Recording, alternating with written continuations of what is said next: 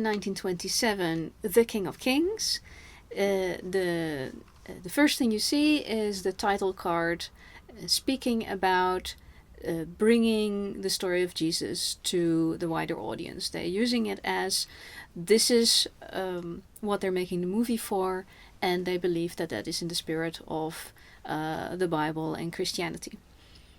I think they probably had to do that because the whole concept of putting Jesus on film has always been problematical, because people are like, can you do that? But if you don't do that, what do you get? Then you get what we've seen in films like The Big Fisherman and in Ben-Hur and various other movies, where you only see Jesus either as a shadow or from the backside. And then, of course, you have to worry about what do you do with the voice. Do you use it? Do you not use it? The whole thing becomes so untangible and ethereal that it is almost like, was that worth doing? Is it actually not making it less than what it could be? Because in both the 1961 version and in the 1921 version of Jesus' life, The King of Kings, is you bring Jesus into the with an actor into the film and show him to the people, and then you have him tell the story. I think that's much more powerful. Especially in 1927, the way they introduce Jesus, the whole thing is quite referential. They have this boy who can't see, he comes to Jesus, and then as he is being cured by Jesus and he opens his eyes, and you see the actor who's going to play Jesus also with like lights on it. He's already fully like white robed and everything, so he's already established in his last 3 years of his works that he's going to be doing all the way, and the film's going to take us all the way to the crucifixion and everything. So the 27 rendition looks to me as a Passion of the Christ, because it is almost only that last area. So Cecil B. DeMille made The King of Kings in 1927. It came out 3 months before the talkies. Ouch! He just at the very end. Everybody saw it. It went across the entire world. Rumor or statistics have it that 800 million people out of the 3 billion alive at that moment saw this film. So as an evangelical showpiece, he did very well. He chose H.B. Warner to play Jesus. I'm not sure what the thinking behind that was. This man is in his 50s. He's very tall. There's nothing wrong with either, because by the time you were 33, you could very well look like you were in your 50s in, the year 0-ish. So, does it really matter? No, you need somebody who has the gravitas. I saw the Ben-Hur in the silent movie Ben-Hur as well, and you start that movie and you're going, they chose him. Why did they choose him? And after about 15 minutes, you're like, that's my guy. I'm fully in. We're going with this for 4 hours. The King of Kings, 1927, is not 4 hours. It is, let's call it 3 hours. Maybe in the movies it was something like 2 hours, 37 minutes. As it is now in the restored version. The restored version that you get to see now, the one that's on YouTube, is the original one. They brought out a shortened version. So let's call the restored film that is on YouTube the director's cut, because they made a cut that was something like an hour 50 minutes. So that's 40 minutes missing, or 50 minutes. That's a lot. So I wouldn't recommend watching the short version if you come across it. I would definitely recommend watching the full version as intended by Cecil B. DeMille. This film really highlights Jesus as his miracles that he does. They show, if it's not every single one of them, certainly a very large amount of them. And they take time every step of the way, which I really appreciate the pacing of this film, to show what he's doing, how people are reacting, and then, you know, how the various apostles came to be with him. What do they do with his speeches? Yes, the speeches, well, there's only really one proper speech, which is the Sermon on the Mount, which in this film is not on the Mount. Because he has to do the marketplace in the temple, and they use that vehicle as, once he's thrown everybody out of the temple, he uses that moment, they've got all the people there, to do the Sermon on the Mount and to do the Lord's Prayer. That's a little weird, because for everything else they take their time, but I could imagine that there is... you kind of want to squish those things together and say, now we're all listening, now we're going to do a lot of title cards with the actual sermon, with the mostly with the Lord's Prayer in this one. I don't really miss the mountain part of it, which is not a mountain, it's like a hill, but I don't really miss that.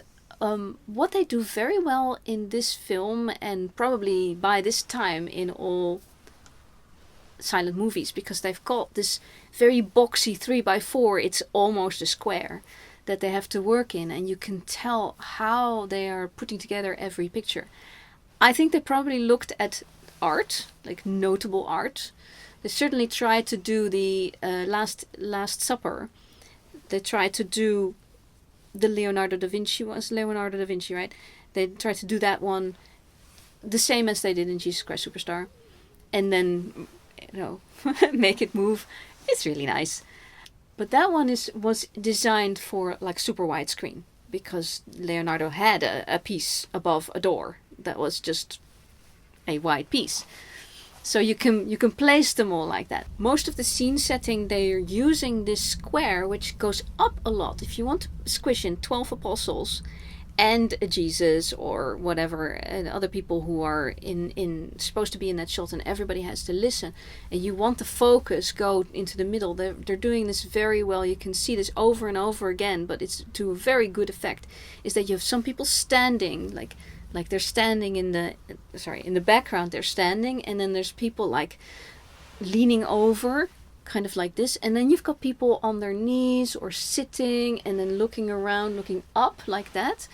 So this whole, you get kind of this roundish feeling with usually Jesus in the middle, sort of in the middle to the back, slightly up, and sometimes you have these big staircases where they're sprawling them like the one for the temple. That's all on the staircase, so you can just put all these people and you fill the screen with beautifully arranged people.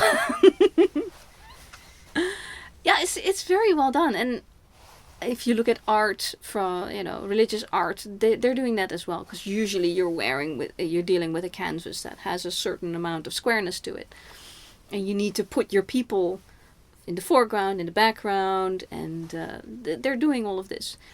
I think when you have like no sound, all you have is picture. You have to compose every frame, and I've seen that in black and in silent movies before, that they compose every single frame. Yeah, it's like you do the storyboarding on like a comic strip. That's how films are storyboarded. I don't know if they did them then. They probably did, and I think they took great pieces of art that said, this is the moment where this happened in that part of the Bible, and this is where that happened. It's all been invented already, and it's been done by the great artists. So by all means, use the compositions. It's just absolutely gorgeous. I have not seen that done apart from a moment like the Da Vinci moment in Jesus Christ Superstar. I've not seen that done that way before, and I'm only guessing that there's all these pieces of art that show this exactly like that, because I've not actually taken the time to match them. But I hope somebody will, and it's worth seeing it. One of the things that I've found for the King of Kings, both versions, we're talking about the 1961 version in a minute, is that it's Jesus in white. And I was looking at both of them and like, okay, but is he really? Is that something that's in the Gospels? Does it actually say he's wearing white? So I did actually look up art. What does art say? You know, traditional art. What does it say about what's Jesus wearing? Well, you see him in white with red, or white with light blue, or sometimes red and light blue. Now, the light blue refers to the Tekhelet, the Jewish blue, the traditional Jewish blue.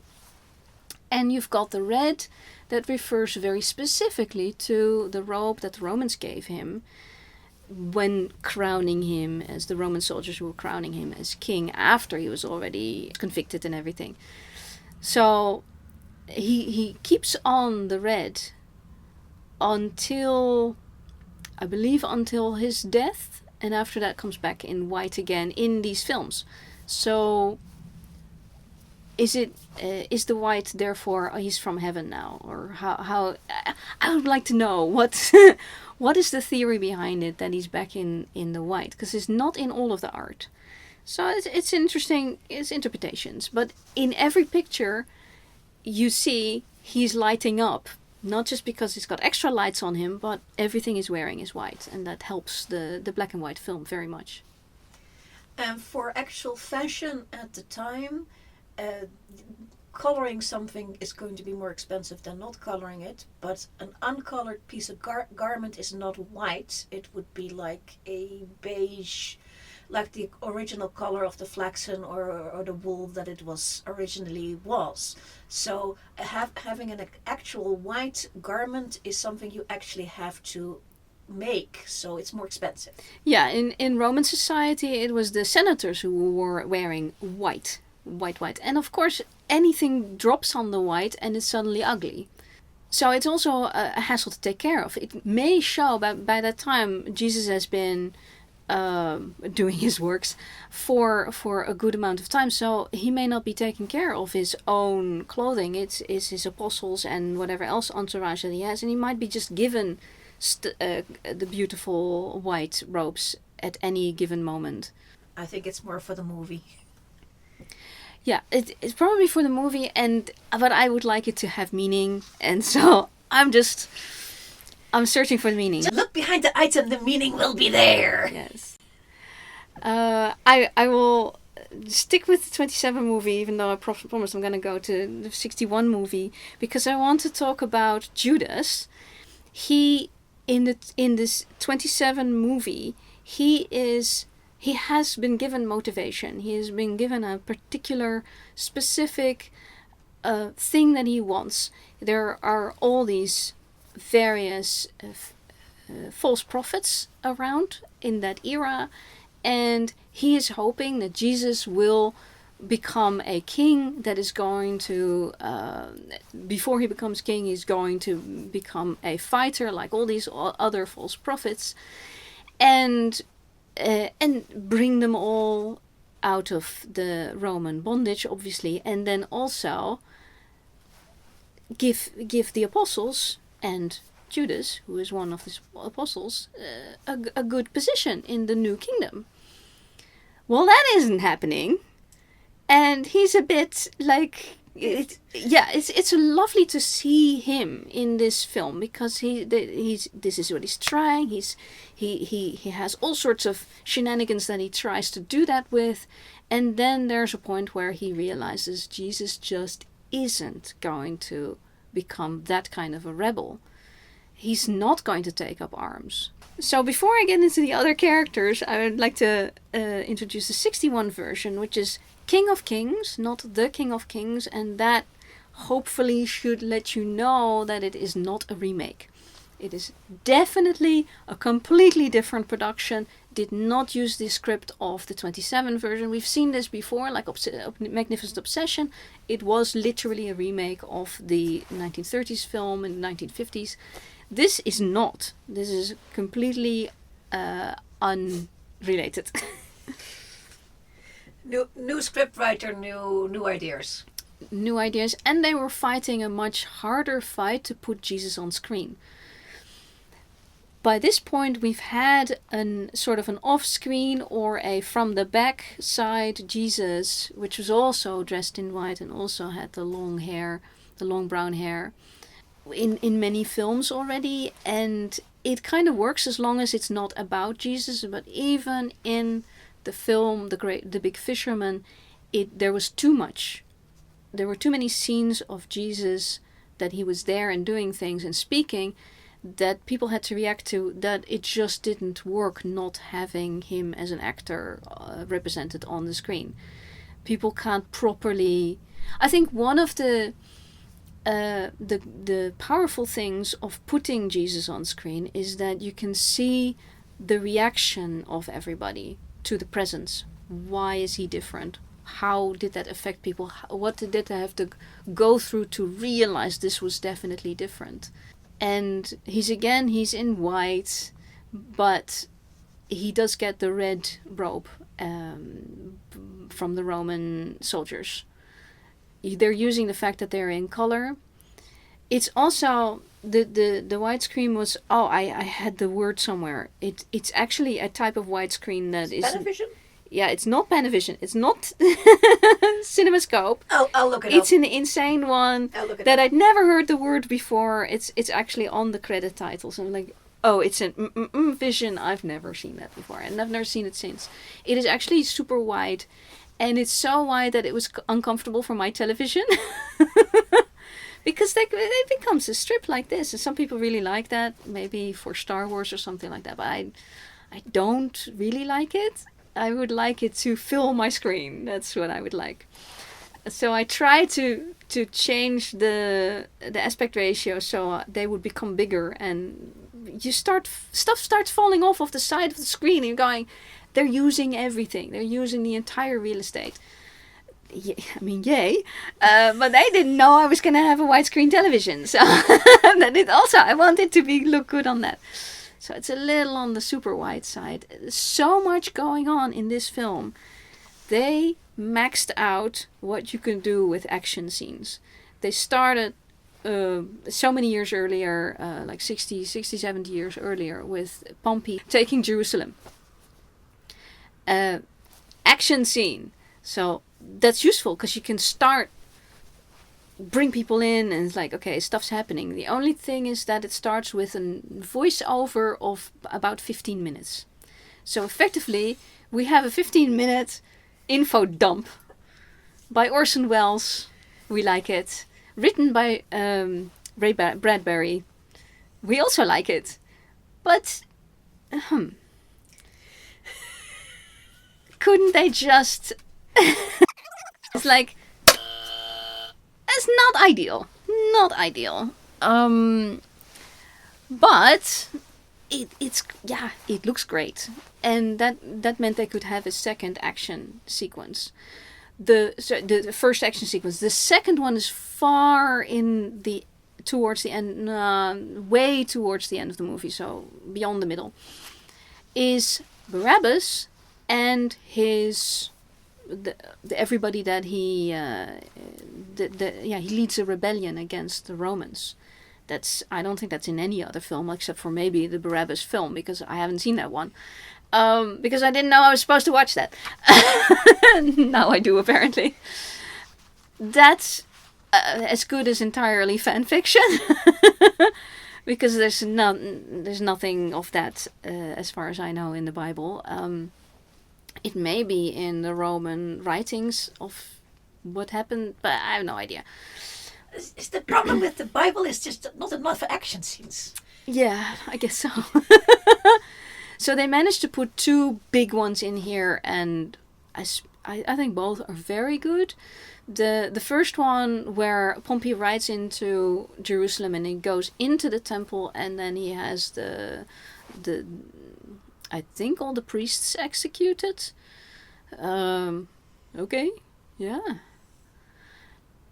And it describes that he goes into the sanctuary where the Torah is, and the scroll, the Jewish scrolls, and he is expecting gold and riches because it was such a well defended sacred piece. Of course, that would be called in golden riches, but there wasn't. There was the Torah.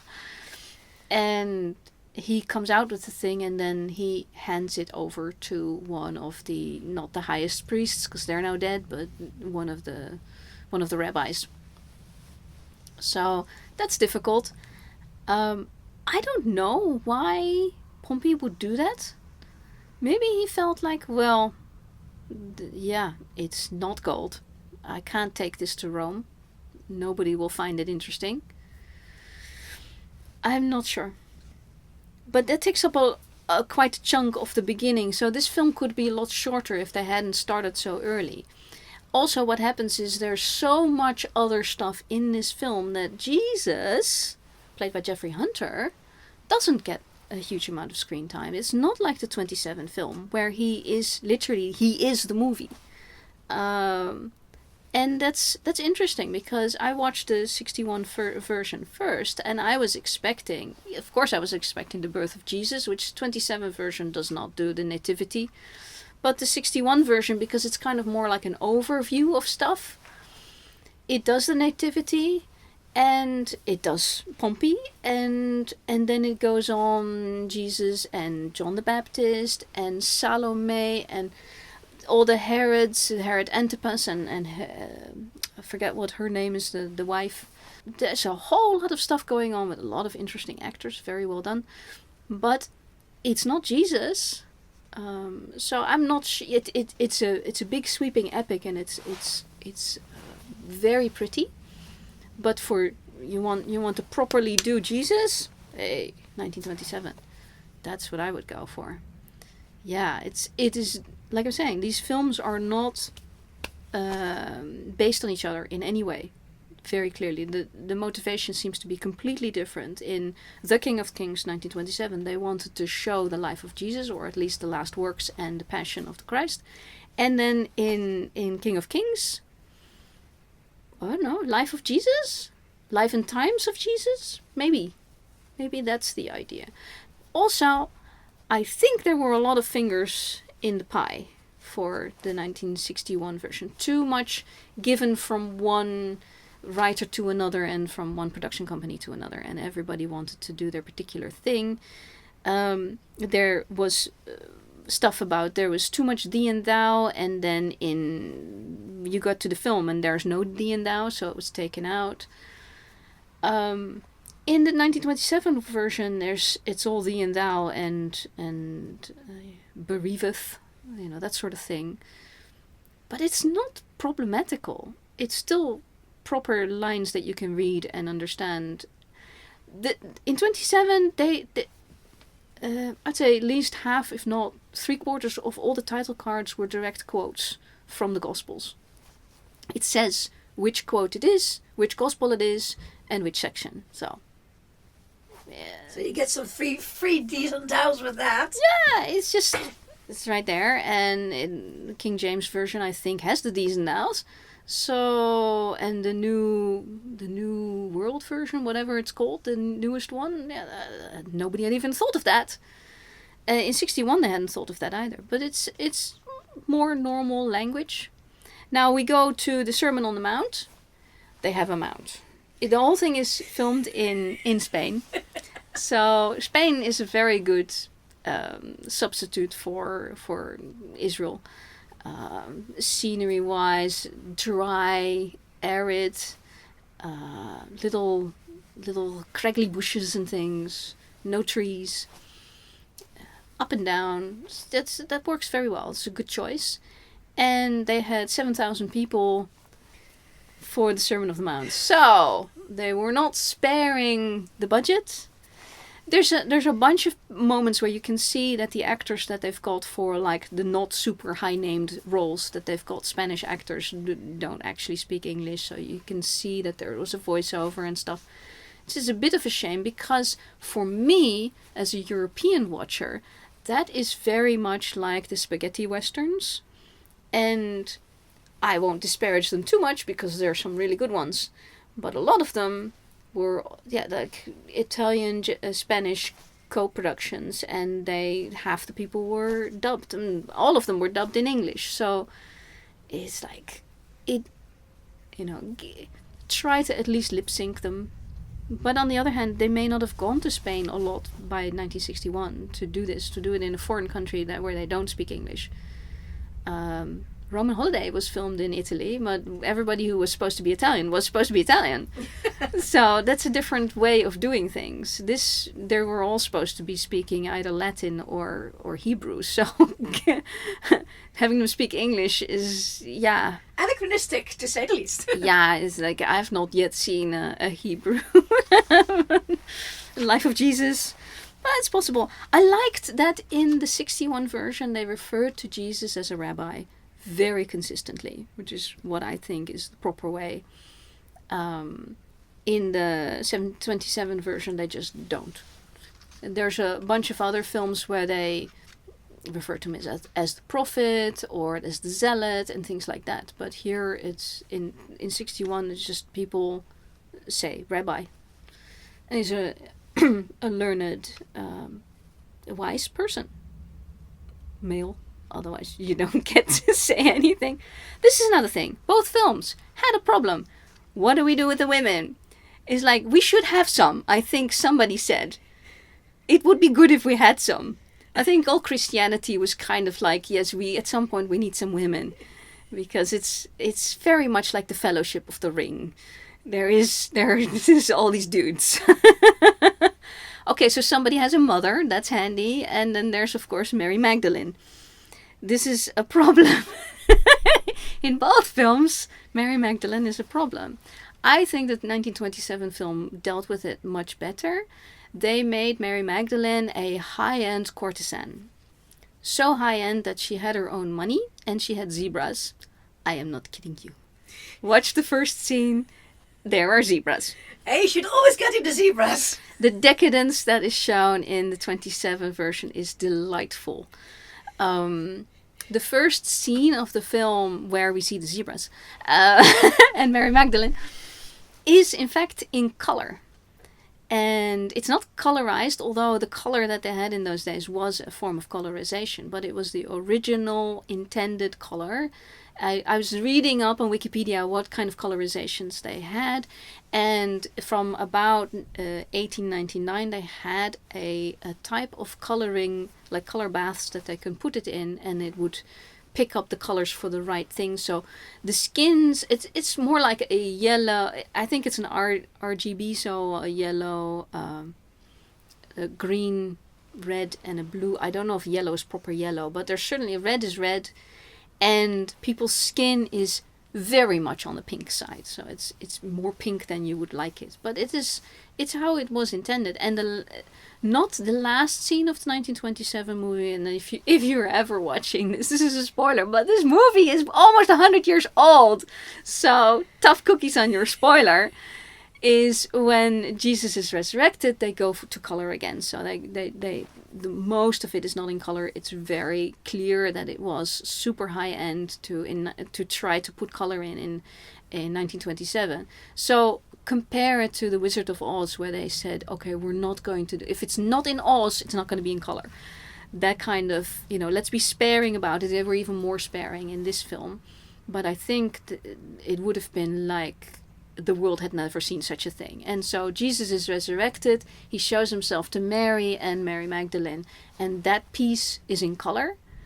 And then he goes to the apostles, and the dudes are in black and white again. So the dudes do not get to see him in color. I don't know. But it was very, very nice, beautifully done, and thought about. They were intentional about being the most visually stunning that they could be, also, like I said, with the compositions. And in King of Kings 1961, they are doing the vistas. So wherever they can make it as widescreen impressive, which now for current day audience is still visually is still very interesting. It's just that the movie is 1961, so it will be slow.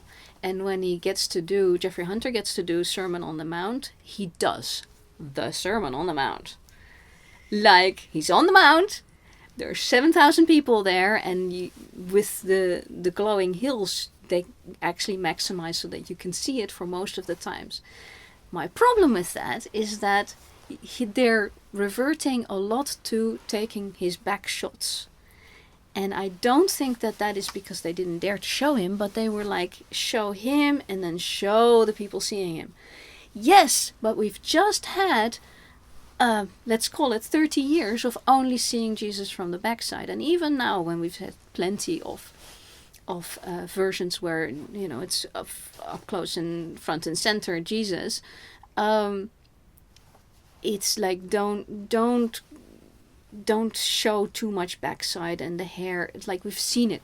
Please, we're done with that, because I can't see him deliver the sermon on it. Yes, maybe a third of it, but 2/3 he's doing in the other direction. And I think it's a crying shame, because Jeffrey Hunter is very good as Jesus. He does a proper job. The H.B. Warner in King of Kings 1927 does a very good job of being Jesus. It's a little bit too...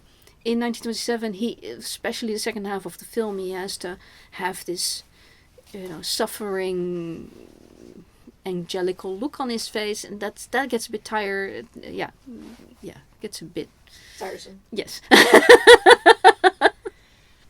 Which one's better? Which one would you recommend to the audience to go and see, if they could only see one of them? Oh, it's hard, but yeah, no, 1927. I would recommend that one.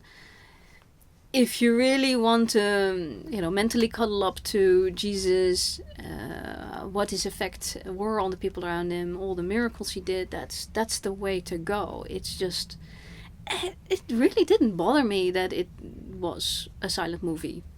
I've seen silent movies before, and you just have to get into it. After about 5 to 10 minutes, you're fine. And if it's something that's bothering you, then definitely don't go sit down for that. But if you've never seen a silent movie, this is a pretty good introduction. This and the Ben-Hur are very good, because it's, the story. They immediately draw you into the story, and they're going to go for it properly. They are going to deliver on the story.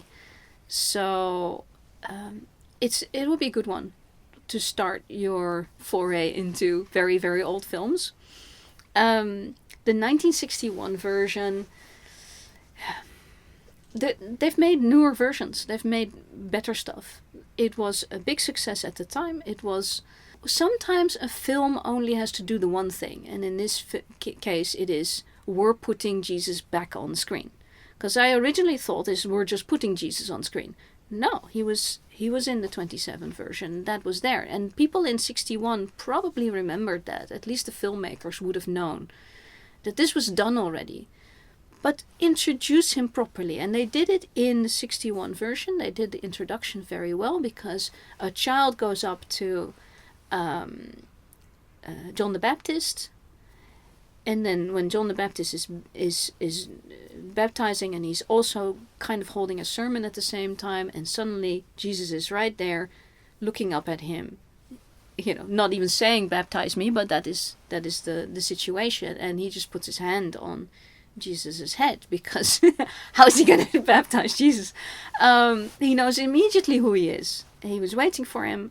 And then we get the shot of the eyes, like the Clint Eastwood spaghetti western again. That's the proper money making shot of, now here we are, we're doing this for serious. I think, if you're looking at the Superman films, the only thing the first 1978 Superman film had to do was to show him flying. We're going to make a man fly. We're going to make you believe it, that a man can fly. That was the whole point of that film. And showing flying is hard. For instance, in the King of Kings, when Jesus walked away from John the Baptist in the Lake of Galilee, I was assuming that they were going to show him walk on the water. I don't know if that's the moment that he actually walks on water in the Bible, but they didn't do that. And this is what's happening in the 61 film. They're not really showing his works. They're constantly referring to it. Every once in a while there is somebody he will heal, but they're not showing that the loaves of bread, the wine, they're not showing there's a scene in 27 version where the tax collectors come and Jesus is there with his group somewhere, and he says, just go fish, and then gold coin is in the mouth of the fish. That's in the 27 version. These kind of things, they do a whole bunch of them. At 61 they do practically nothing, which is a Crying shame. yeah, I miss that. I want to see that stuff. Why don't they do that? I don't know. If you're gonna put the life of Jesus on film, why don't you do that? So I think I just don't understand the purpose of the 61 film, other than saying we're coming out of the Hays. Well, we're not coming out of the Hays Code, because that takes almost another decade. But we're under the Hays Code, and we have noticed that we really, really have to do the Jesus story for real now. Let's do it. And if that's all they could do, that's great. It still was a successful film. They had, women. I was talking about the women. Mary, the mother, that's fine. They put her in. They gave her some of Jesus' speeches saying, my son always says, which is great. But Mary Magdalene, under the Hays Code. Oh, yay. No. She's played by Carmen Sevilla, which I believe was one of the major actresses at the time in Spain. So they were trying to... The cast is great, they're putting the big names in, but she is introduced as the adulteress that Jesus then takes, casts who casts the first stone, etc. That scene, I thought, okay, well, and then we're going to have Mary Magdalene. No, in the 1927 version, yes, that there are two different women for that. This one, no, this is Mary Magdalene.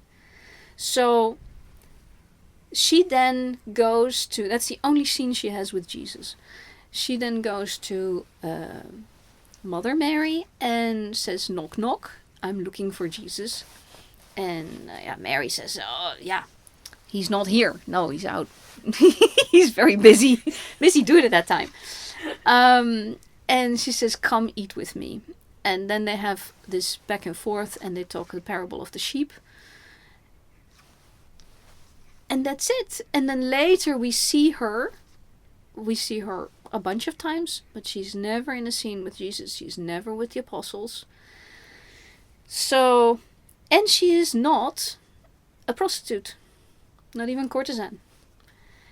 And then we have, in both versions, we have an extra woman, which in the King of Kings, I believe, is the wife of Pilate. I'm not sure. And in the 27 version, it is the wife of Herod Antipas. And they each have a storyline where they come to see Jesus speak and slowly convert. So we do have a bunch of women. They're like, we must put women in. Oh, it's 61 version, Salome, the stepdaughter of Herod Antipas. She gets a huge scene as well. And okay, yeah. That actually culminates in the beheading of John the Baptist, who is a proper character in the 61 version, because in the 27 version they start way after. There's no John the Baptist in that one. Also, Barabbas is a huge character in the 61 version who gets his own storyline, and the part that I liked, which I referred to before, is Judas they're giving Judas motivation in this one by saying he was hoping that Jesus would work together with Barabbas, who has this huge rebellion uprising that he's coordinating, and he's like, let's coordinate with our rebellious group. Yes, we're a little bit different philosophy, and Jesus was nonplussed about that, as much as far I could tell. Is like not disinterested, but certainly not going to like actively pursue it, because that was not what he was doing. And Barabbas was like, yeah, good idea. And as soon as Judas was gone, going to tell the good news to Jesus, is like, yeah, we're just going to take this as an excuse to. Now we know when to do the attack on the Romans. And they do this huge attack, which is a very, very good action scene. But whether or not that is representative of anything, I don't know. They don't do the choosing between Barabbas and Judas. Jesus. At the trials, they do the whole thing in the 1927 version. In that sense, just watch both movies, because you get different information and different scenes. So I did watch the 61 film first, and then was like, yeah, let's just take a look at the 27 version. Maybe it's worth watching. But because I didn't realize they weren't remakes of each other. I was assuming they would be. And that's the subtlety of like the King of Kings and King of Kings. Sorry, but I'm coming from the 2020s, and that kind of subtlety will not tell me that this is not actually, in fact, the same story. It is the same story, a different version of it, though. Yes. Yeah. In the King of Kings 27, you get a lot more explanation of who is who, what are they doing, what is their motivation and why, and all the title cards very succinctly are able to give you this information. I still had problems telling apart the Pharisees and I mean, if they have a Roman costume, that's easy to see. But all the other ones, it's just there's a whole bunch of them. Herod and Caiaphas, it took me a while to tell them apart. In the 61 version, I had the same problem, but I don't have title cards. People are not wearing name tags. It's hard. So there were several moments where I wasn't quite sure whether the woman who was dressed like kind of a proto-nun was Mary Magdalene or Mary or whomever, or even Herod Antipas's wife. The Romans and Pilate especially are easy to tell because Romans don't have beards. Clean shaven, and of course the clothing. Both versions have a Roman that converts. In the 27 version, it is Matthew who converts and then becomes a disciple. He was a Roman soldier working for Pilate. And then at the tax collecting is where he's like, oh no. And he's there multiple times. In the 61 version, you have Lucius, who has a long, he's long for the ride for the whole modern as in not Pompey section of the film, which I really like, because you do need some characters that bring you along the movie that aren't Jesus. And I found with these films and with Jesus Christ Superstar, it's very difficult to deal with, film-wise, story-wise, with 12 apostles. You can only highlight one or two of them, and usually it ends up, well, Judas needs to be highlighted. Very often it's Peter or some such. And then the rest of them just become a mass. Yeah. They differentiated it in the 27 version a little bit by there's many different ages, including a very, very young John. He's like 12, maybe? For lucky? Which is okay, you know, for that era at 7 they would send the kids out into the world. But yeah, a bit on the young side. But also some really old ones.